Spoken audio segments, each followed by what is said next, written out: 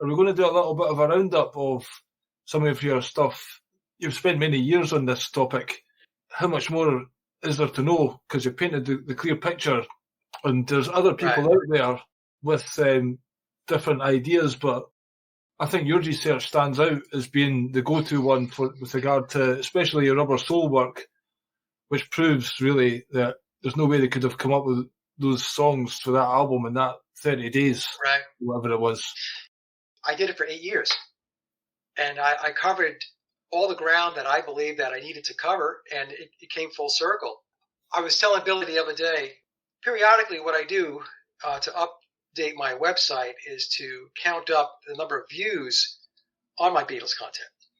And previously, I only used to count the views on my 2 YouTube channels. So there's The Sage of Quay, which is my main channel, and then there's my Beatles channel, Mike Williams, Paul is Dead.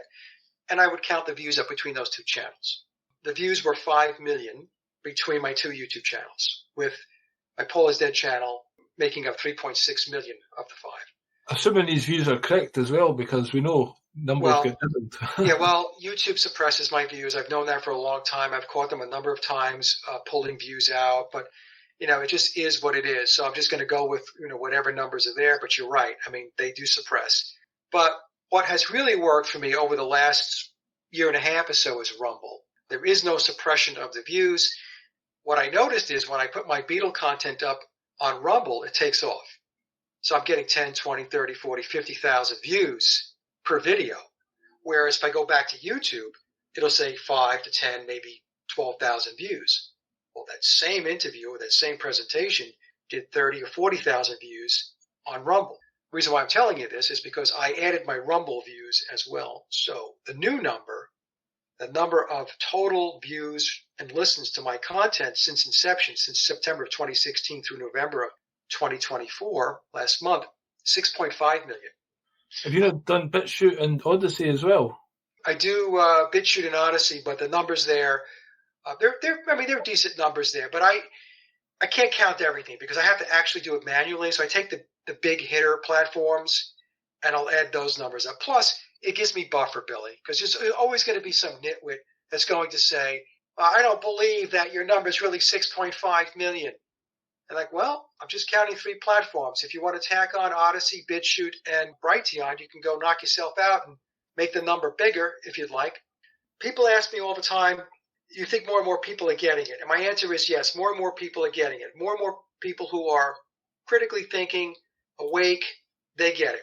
There are still, well, obviously there are people out there that believe that the Beatles were what the narrative tells them, this great, fantastic, magical band with all of this chemistry, 2 greatest songwriters of all time for pop music. So you have that segment, which is huge. And then you've got, within the Paul is Dead community, you have these other researchers that they like to focus on Paul being replaced. Not that that's not important, because Paul was replaced back in 1966, but they don't want to go back in time and they don't want to take a look at the true creation story of the Beatles.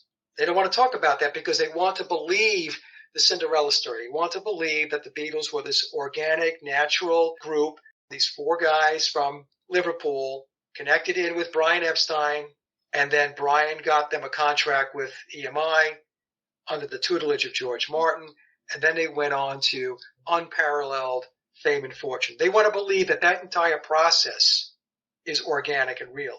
If you think that way, then you really don't understand, as Jordan Maxwell used to say, how the world really works. And we just went through those charts and showed the corporate span of control and the pyramid of power. To think that the Beatles did what they did organically, at least up to a certain point, because some of them will say, oh, well, the deep state got involved when Billy got involved. Before that, the deep state was sound asleep at the switch. They allowed this band to climb to tremendous heights, and then they decided to do something with him. They just got on the Ed Sullivan show to an audience of all of America. Exactly. They just happened to wind up on the Ed Sullivan show and have all of the media attention that they got, which was really unparalleled at the time.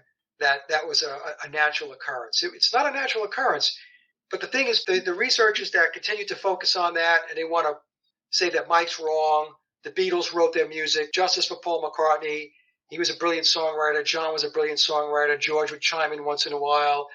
They want to believe that stuff. Look, it's a fairy tale, or plain and simple.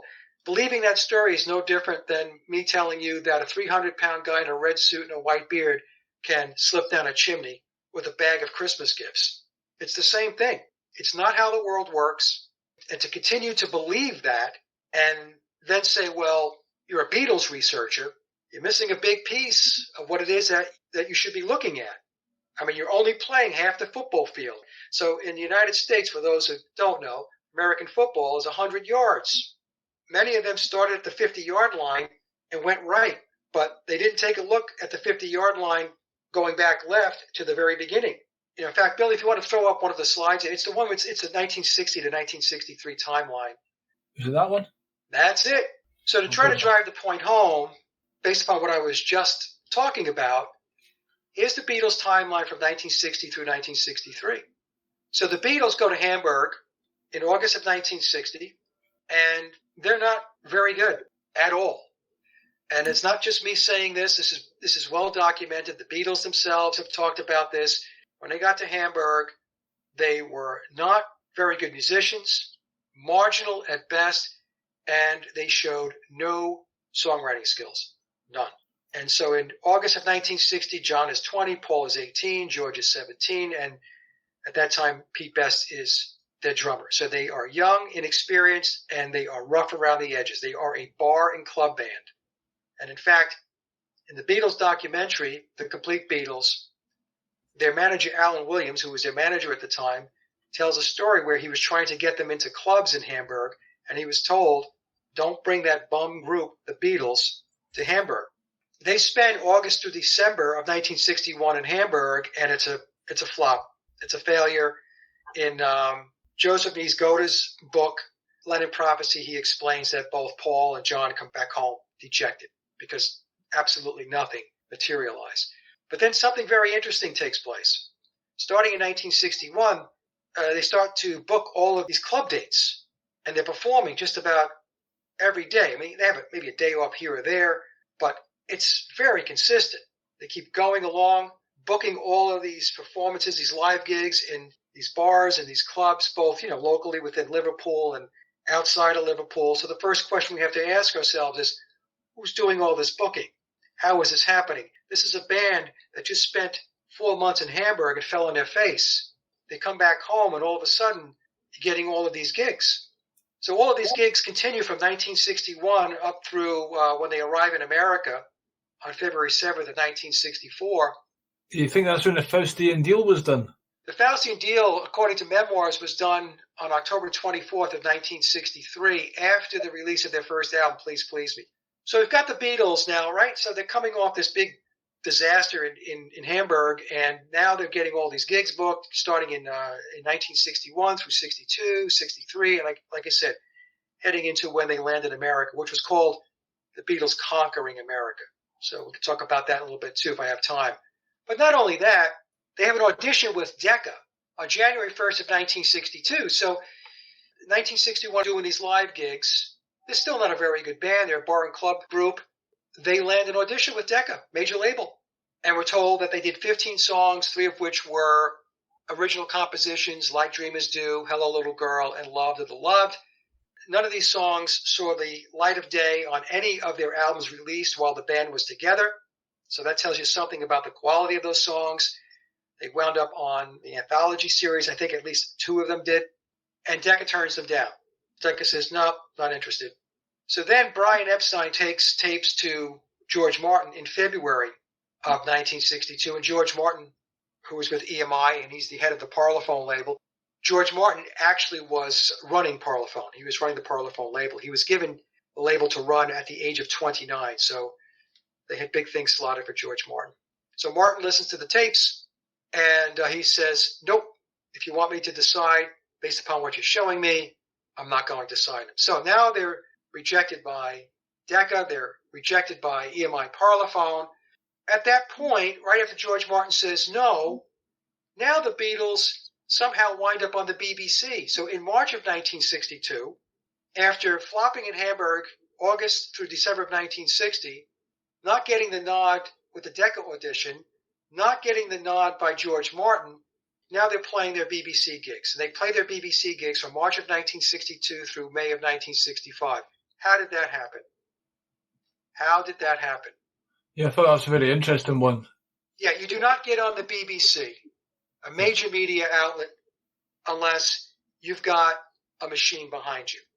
So then what happens is EMI, George Martin have a change of heart. That's because George Martin, according to memoirs, was told to take the Beatles on. So in June of 1962, that's when their contract with EMI is signed. And there's a lot of speculation as to why George Martin had that about face. And I won't get into, all the details here. I'll just tell you that my perspective is that at that time when George Martin turned him down in February of 62, he was not yet brought into the loop as to what the Beatles were going to be and what they were going to be used for. So what happened, though, was when George Martin signed them and brought them on, he didn't work with them right away. He assigned that to Ron Richards. Ron Richards was an assistant or associate producer working with George Martin, and Ron Richards actually went on to go produce the Hollies. And he worked with the band in the studio, and he couldn't get anything out of them. So when George Martin came, and I think it was Brian Epstein to listen to the playback, it was obvious that they weren't going anywhere because what they were listening to on the playback, what was recorded, was not very good. And that's when George Martin received another phone call. And he was told, no delegating. You've got to take this band under your wing, and you're going to be responsible for them. You're going to manage them. You're going to be their producer. So it was from that point on that George Martin was connected at the hip with the Beatles, and he played a very, very, very important role in making the Beatles what they became. He was known as the fifth Beatle. Known as the fifth Beatle. So I have another chart there, Billy, if you can show the George Martin chart. So these are all things that George Martin said. I have all of the audio and interviews.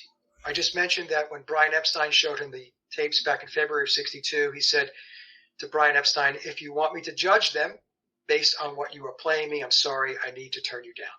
And then he said, on meeting the Beatles in 1962, I wasn't terribly impressed with the first stuff they did. And then in the documentary produced by George Martin, he's talking to Howard Goodall, who's another composer and broadcaster and very accomplished. And he said, they had this wonderful charisma. They made you feel good. But I thought their music was rubbish. And then George Martin in another interview says that even though they had really nothing behind them, they were still fairly irreverent. And then he said, so I looked at these four guys and thought none of them shines above all the others. Now, this is an interesting thing to say, right? Because if John Lennon and Paul McCartney were these fantastic songwriters and writing songs all the time, in fact, in the Complete Beatles, it tells us that John Lennon and Paul McCartney, either individually or together, between 1956 and 1962, wrote 100 songs. They weren't recorded, but they wrote 100 songs. Yet, George Martin is saying they had nothing behind them. He said, Love Me Do was the best song I could find from them. I was very conscious it wasn't the big hit I was looking for. In fact, when George Martin first had the Beatles, when he was told to take them on, one of the first things that he did was to go look for songs for them to record. And then in another interview, he said they certainly had no, and in this interview, when he says this, George pauses because now he has to measure his words very carefully. I was going to say discernible talent. He says it wasn't too obvious they could be songwriters at this stage. Love Me Do was the best thing they had. And then he went on to say their songs were awful. Was Ringo involved at this point? Ringo came on board. If you go to the chart that has the Mercy Beat article. So this was an article that was published in the August-September 1962 edition of Mercy Beat. And the article talks about the Beatles changing their drummer. So Pete Best is out and Ringo is in. But in that article, it says the Beatles will fly to London to make recordings at EMI Studios. They will be recording numbers that have been specifically written for the group, which they have received from their recording manager, George Martin. So the picture I'm painting, folks, the story here is that the Beatles weren't these four genius, brilliant musicians, and Paul McCartney and John Lennon weren't these prolific genius songwriters. They were a creation of the Tavistock Institute that had linkages back to the Frankfurt School, Theodore Adorno, Max Horkheimer, Erich Fromm, that whole group. And as I mentioned to Billy previously, Tavistock created the Beatles along with the Rolling Stones and many other bands that came out of the British invasion to take down traditional values, to tear it down, and to also attack and dismantle institutionalized religion, in particular in the United States, that would be Christianity. That is what the Beatles' mission was, and they were going to do it through music. And the creation of the Beatles was another cultural Marxist entity. Cultural Marxism is Marxism that subverts from within, versus what I refer to as Lenin Marxism, which is revolution-based and denoted by violence. The Bolshevik Revolution, as an example, would be an example of Lenin Marxism. But the Frankfurt School, which came into being at the same time as the Tavistock Institute in the 1920s, they had a different take, and they were Jewish Marxist intellectuals. Their approach was very different. They said, look, this whole thing where it's violent is not going to work. Because after the Bolshevik Revolution, the Marxists actually thought that they were going to be able to convert the rest of the world to Marxism. Workers unite. But the Frankfurt School had a different take on this. And by the way, the Rothschilds hail from Frankfurt, Germany. And there are many German Marxists that have come out of Germany, including Marx himself. So the Beatles were a creation of this Tavistock Frankfurt School ideology, social engineering initiative. The Beatles were the first band created for the sole purpose of social engineering at a worldwide level. So what we could do now, Billy, is if we can go to the Norman Smith article. So Norman Smith was their engineer from their first recordings. We'll go by their albums, Please Please Me Through, Rubber Soul, starting with Revolver, their seventh studio album. It was Jeff Emerick.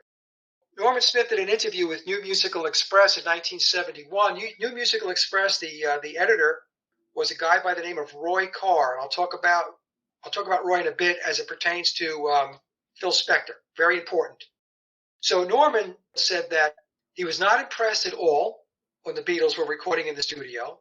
His musical doubts, meaning their musical ability, was backed up with Love Me Do. He said we had a hard time working on that one. And he said that they failed in the studio. This is their engineer. And then he goes on to say that the Beatles talked their way into a contract. So this is the fictional aspect of the story that we always get, right? So we get the truth if you read between the lines, and then what they do is they puff it up, they pump up the tires. You can't talk your way into a contract. EMI was the major label. I think it was the largest label in the world at the time. You either had it or you didn't. They were not going to waste their time with somebody giving you a bunch of words and trying to talk their way into the door. Not going to happen. He said the same thing that George Martin said. They had so much personality and so much magic about them. Right? George Martin said they had charisma. This is what it was all about. It was about shaping them to be charismatic, for them to have charm. They didn't care about the music because they weren't going to write the music. They weren't going to record the music. That was all going to be done by the Tavistock EMI deep state team. And in all likelihood, Theodore Adorno was overseeing that operation, with George Martin being the managing director of that operation. But we will get to Phil Spector in a moment. He said we did their first album, Please Please Me, in one take. Now, in the article, he says that they were awful. They failed in the studio. And then Norman Smith turns around and says that they completed the first album in one take. We did the whole album in a day. That's how we did it back then. Well, how they did it back then, when they did an album in one day, was to call the studio players in. And the studio musicians would bang out the songs. The sheet music would be put in front of them, and they would just cruise right through it. That's how it would get done in one day. It wasn't getting done by a band of four guys that the sound engineer was saying that they were awful and they failed in the studio and they couldn't get Love Me Do down. That group of people did not record their first album in one take. And the story goes that it was 10 songs recorded in a single day in February of 1963.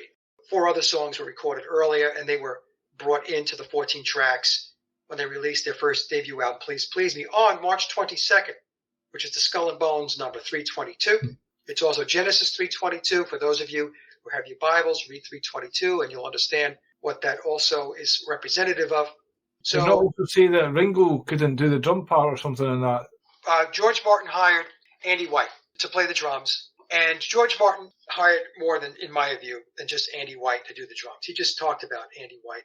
And in an interview that, in a discussion, I should say, that George Martin had with Billy, a.k.a. Paul McCartney, and I believe it's in the documentary produced by George Martin, George is telling the story of when the Beatles came into the studio. He said, well, who's that guy? And he goes, well, that's the drummer. He's talking about Ringo. And George Martin says, well, no, he's not the drummer. That's your drummer over there. I paid good money for that guy. He's talking about Andy White. But George Martin says something very, very important, and he didn't realize, I think, that he said it. Now, he's talking to Paul McCartney.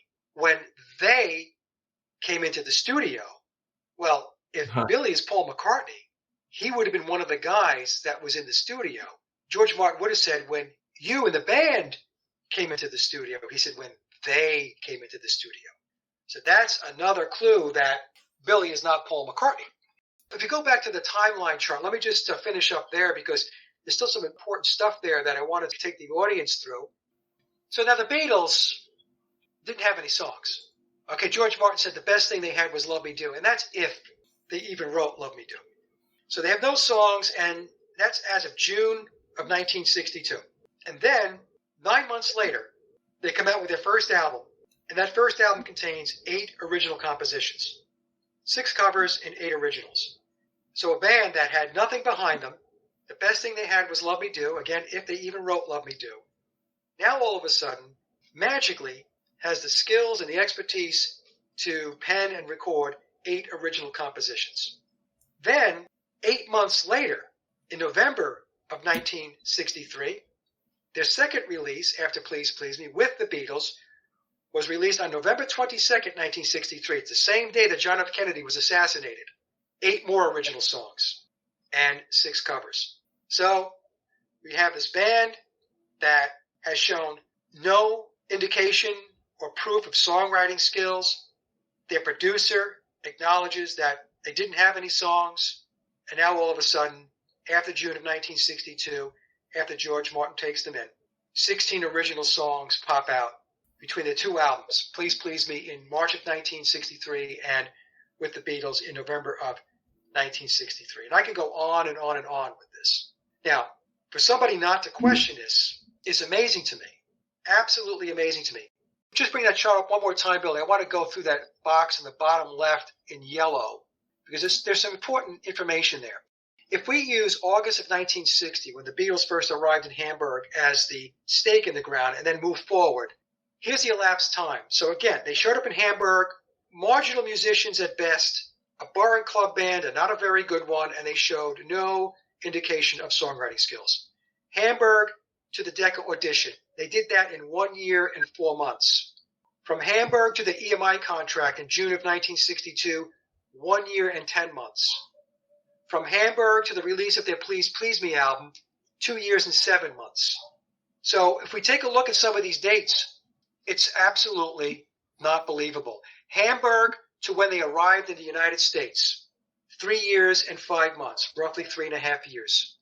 So this nondescript bar and club band in August of 1960, with no indication or proof of songwriting skills, finds themselves in America on February 7th of 1964 with 2 albums under their belt. So I don't know. Maybe it's just me, Billy, but there's a lot of questionable activity taking place. Now, I told you I'd talk about Phil Spector. There was an interview that was sent to me by one of my listeners, a very, very interesting interview, that Roy Carr from New Music Express, he interviewed Phil Spector in 1976. And that interview made its way into a music publication out of Australia called RAM, R-A-M. Which is the title of Paul McCartney's first album as well. It's interesting, right? And McCartney has his, it was his second release, his RAM album. In that interview, Phil Spector said he played a major role with the Beatles in the development of the Beatles. In fact, Phil Spector goes on to say that he was one of the main players in making the Beatles what they became. And he also said that, and Roy Carr acknowledges because Roy knew, Phil said, when they arrived in America on February 7th of 1964, was I not on that plane with them? So Roy Carr says, yeah, you were. And Phil goes on to say that he did all this work with the band. And he also went on to say, and if George Martin wants to take issue with it and he wants to talk to me, let's have a conversation. He was officially involved with the Let It Be album, was he not? Yes, it was. The story goes that my dogs are barking. I hope it's not too loud there. That's right. The story goes that John Lennon and George Harrison brought Spector in to work on the Let It Be album because John said that, and this is a quote from John, I'm going to paraphrase the quote, but he said that they handed Phil Spector a bunch of tapes that were a bunch of shit, a pile of shit. Yeah. And he said, and Phil did a great job with it. He said it was the worst recordings ever. And so then Phil he also Spector, done John Lennon's Imagine album as well. he worked on Imagine, the Plastic Ono Band. He worked on All Things Must Pass. So he did a lot of work that he was credited with the Beatles post their Beatle career from Let It Be on. Yeah. But apparently, according to Phil, before that, he was not credited, but he was highly and very involved with the band. Now, the reason why this is important is because Phil, his house band was the Wrecking Crew. Yeah. Okay, so that would mean that the Wrecking Crew, if we are to believe what Phil is saying in this interview from 1976, was involved in recording the Beatles' music. That, to me, is a logical step to take. If Phil Spector was involved with the Beatles like he said he was, and he was working with them, probably in tandem with George Martin, and his house band, his de facto house band was the Wrecking Crew. Yeah. I mean, come on. All we have to do is connect some very easy dots. And that's not to say that there weren't musicians back in the UK that were doing the session work too, like Big Jim Sullivan, Vic Flick. We had Ronnie Verrill. Jimmy Page. Jimmy Page. Yeah, that's a good one. I'm glad you brought that up. I have a person that I know. I'm going fast here, folks, because I don't want to go past the 2 hours that Billy has allotted here, who knew Dan Peake, who was one of the founding members. He knew him really well. One of the founding members of the band America. And America was produced by George Martin as well. America was one of George Martin's bands. He wrote me. We had some email exchanges going back and forth. He told me that Dan told him that Jimmy Page played the lead guitar on I Saw Her Standing There. Okay? Well, Jimmy Page himself, I'm sure, I've read, he has admitted he was on some Beatles tracks.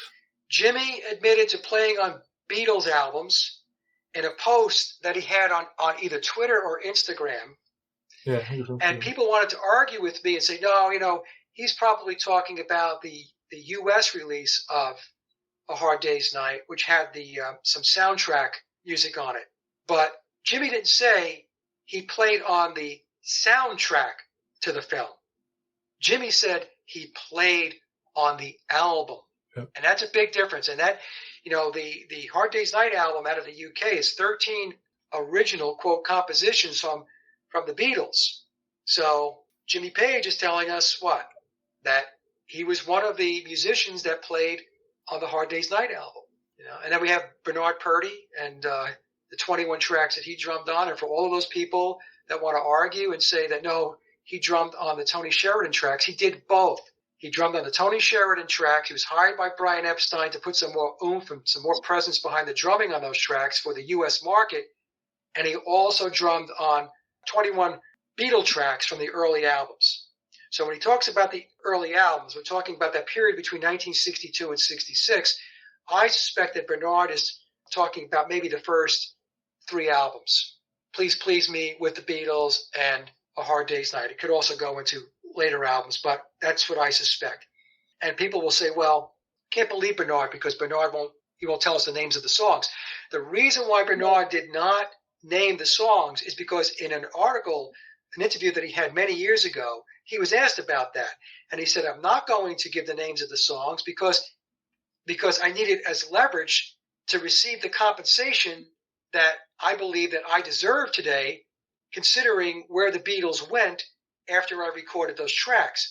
So when he first did those tracks, I think he said he was paid something like $10,000 to do the drumming, to fix the drum tracks on those songs. And then later on, he took a look at where the Beatles went. He's like, well, that's me drumming on it, and I got paid $10,000 for this stuff. So in a Martin Drummer interview, I think it was Martin Drummer going back a number of years ago, actually more than a number of years ago, a long while back, he said that their people, meaning the Beatles people, finally reached out to him and said they were going to make it right. So I think what happened was, taking a guess at this, it's probably a pretty good guess. They said to Bernard, look, we'll write you a big check, okay? but you keep your mouth shut about which songs they are. You can't talk about the songs. And so, Bernard doesn't talk about it anymore. So I think that what happened was he got the check. Bernard said, fine, I won't talk about the songs. Everybody goes home happy.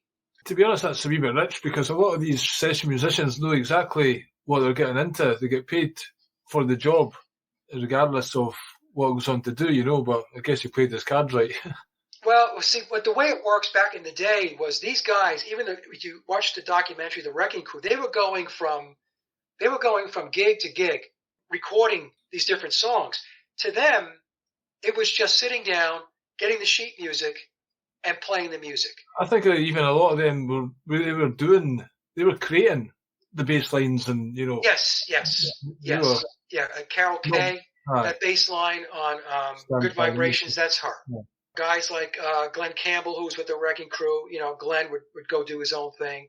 These guys were brilliant session musicians. They got the job done. Now, just quickly to wrap up on Rubber Soul, Billy, if that's okay? Yep, sure. Okay. So let's just put the chart up where I show the timeline. On the right-hand side, I list all the songs, October and November, and how quickly the Beatles got through those songs. Yeah, that's the one right there. So I'll finish with this slide. I had more slides, but unfortunately we're out of time. So there's two problems with Rubber Soul. One is 16 songs in 30 days is not possible. We're told that the Beatles did Rubber Soul between October 11th and November 11th of 1965, and they came into the studio empty with no songs. Some people want to argue that they had partial drafts of some of the songs, like Michelle, We Can Work It Out, What Goes On, and they brought Wade in from the basic rhythm tracks from the Help sessions earlier in 1965. But the thing is, there is no proof that they had partials of Michelle. There's no proof they had a partial draft of We Can Work It Out. And with What Goes On, the official narrative tells us that they kept the chorus, that the entire song otherwise was completely revamped. So if you're going to revamp a song, it essentially means you're rewriting it. Those are some of the songs that people throw out there to say that, it wasn't 16, Mike, it was something less. I believe it was 16 because I don't believe they wrote anything. That's why I say 16. In Mark Lewison's book, The Complete Beatles Chronicles, I think the book was published in the 1980s, he tells us that it was his other book. It was the recordings, the Beatles recordings. He tells us in that book that the Beatles had to write more than a dozen songs in that 30-day period. So Mark Lewison, who is considered the Beatle historian, is telling us they had to write more than a dozen songs, which means they had to write 13, 14, 15, or 16 songs. And I'm saying 16 because, like I said, I don't believe the official narrative at all. I don't think they came in with anything. Scott Fryman, who is the musicologist and the composer that is responsible for the Decomposing the Beatles documentaries in Rubber Soul, explains to us that they came in empty. Okay, so we have a lot of sources here. We have Beatles sources, official narrative sources that are telling us that they came in empty. Now, Billy, if we can go to the one I sent you earlier today, this is the official Beatles fan magazine called The Beatles Book. And it's the Beatles' own monthly magazine. And this is edition number 27 from October of 1965. This is what it tells us.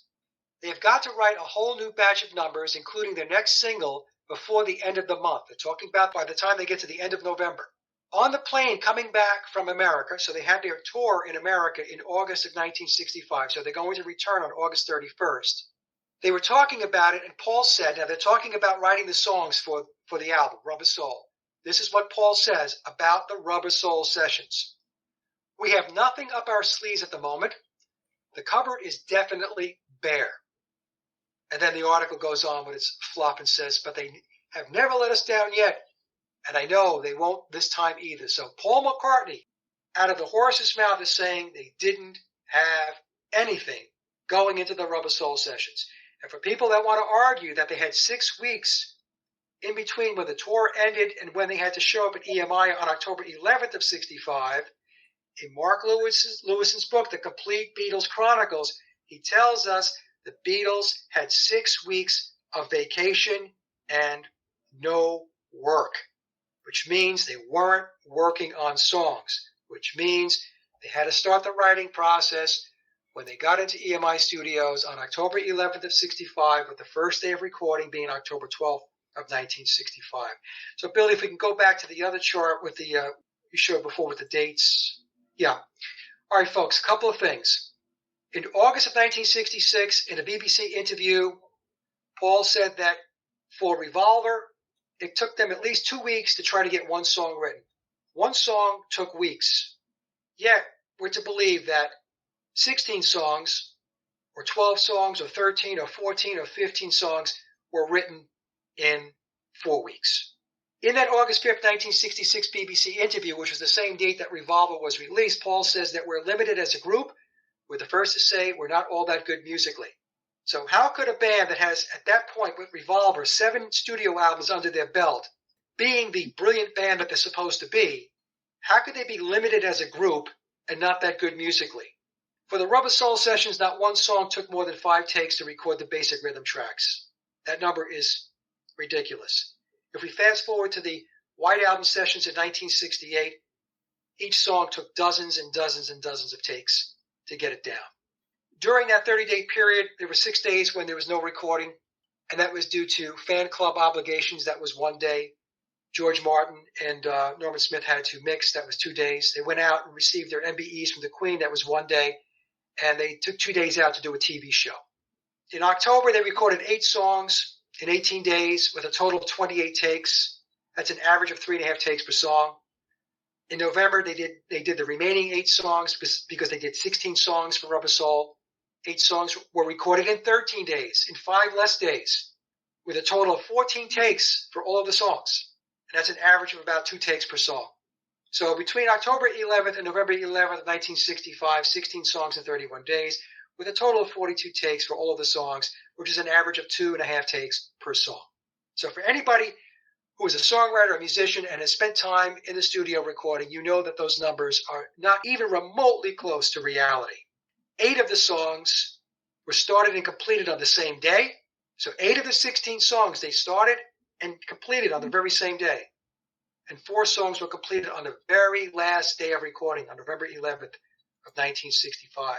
Now, if we go to the calendar real quick, let me just show you how this rolled out. So the Beatles arrive on October 11th of 1965, and then the next day, Run for Your Life is in the bag. 1 day, boom, it's done. 2 days in, Drive My Car. 5 days in, Day Trippers in the bag. Then 7 days in, If I Needed Someone is completed. Norwegian Wood, 10 days in My Life, 11 days in, along with Nowhere Man. So they finish up In My Life and Nowhere Man on the exact same day on October 22nd. And We Can Work It Out, 18 days in. That's knocked out. So I won't go through November because it's the same story. If you take a look at the box at the bottom of the November chart, those are the 4 songs that they did on that last day that we're told. And 2 of those songs, You Won't See Me and Girl, we are told via the official narrative, did not exist until that day. So they had to write from scratch, rehearse, and record 2 songs on the last day, and then finish up Wait, which they had to do vocals and overdubs on. That was the song they brought in from Help. And then they had to do I'm Looking Through You, which they were told they originally started on November 6th, and they finished up on November 11th. Now, one more thing, Billy. If I Needed Someone is an interesting song because I think it was the Byrds that did a cover of If I Needed Someone. Just where you do that's quite interesting. In this article here, it says that they went to dub their voices for the performance at Shea Stadium. Yes, that's right. Yes, that's another important piece. Let's get to that in a moment. But If I Needed Someone, we're told that the Beatles, they started the song and then completed the song on October 18th, 7 days in. Right. Okay? However, the Byrds also did the song If I Needed Someone. The Byrds released their version If I Needed Someone on the same day, on December 3rd, 1965, that Rubber Soul was released. Here's the thing, the question we should be asking. How did the Byrds have access to the song if the Beatles were writing it? If George Harrison was allegedly writing that song, how did the Byrds have access to the song? Somebody might say, well, George wrote it, and then he ran over to the next studio where the Byrds were recording, and he showed it to them, and they learned it. And come on. If you believe that story, I have a bridge I can sell you. The way the song got recorded by both bands and released on the same day, on December 3rd of 1965, was the song was already written, and the Byrds were doing the exact same thing the Beatles were doing for 30 days in October of 1965, singing the vocals. That's what was taking place. So a lot of people don't know that. That's kind of a little weird factoid about the song "If I Needed Someone," that both bands recorded it apparently at the exact same time and released on the exact same day. And then, yes, if we go to, we'll finish up with this. Brian's plan to film the Beatles' performance at Shea Stadium in America was a great success, and I hope that you will be able to see the finished result very soon. Some of the sounds were not quite right, and the boys will have to dub on their voices in the bits where the screaming prevented their vocals from being recorded. This is very important because I've been telling people for the longest time that these recordings that you see on YouTube, many of these recordings have been edited and overdubbed post-production. Yeah. Because back in the day, they had 2-track recorders. And with all of that screaming, let me just explain this. If the vocals got washed out with all that screaming, then also there was going to be bleed into the microphones of the bass and the guitars. Anything that was mic'd, the drums, was going to have that screaming going through their microphones. And it was going to be bleed through. That goes back to my point that these videos that people keep pointing to and saying, "Oh, look, listen to the sound quality. Listen to how good they sound." That stuff was fixed up afterwards. And many times in smaller venues, the Beatles were playing to a backing track. The Beatles played on the Ed Sullivan Show. They played to a backing track. It's like the Dave Clark Five. They were on the Ed Sullivan Show. And I have a clip where the backing track failed. And they were standing there. Okay, there's no music. Nobody shows up on these types of venues, the Ed Sullivan Show, without a backing track. There's too much invested. There's too much money invested. There's too much PR invested. There's too much marketing invested. You can't afford to have a failure. You can't afford to have the band fall on its face. So sorry I had to race through the back end of this thing, but hopefully people will get what I'm talking about and just go to my website, Sage of Quay, SAGEOFQUAY, sageofquay.com, and you can go to my Polish Dead channel, and you can see all my research there. That's great, Mike. It's been a pleasure. Thanks very much for coming on the show again. We'll hook up again sometime. Thank you, Billy. Thank you so much. Cheers now, folks. Thanks for watching. Cheers now.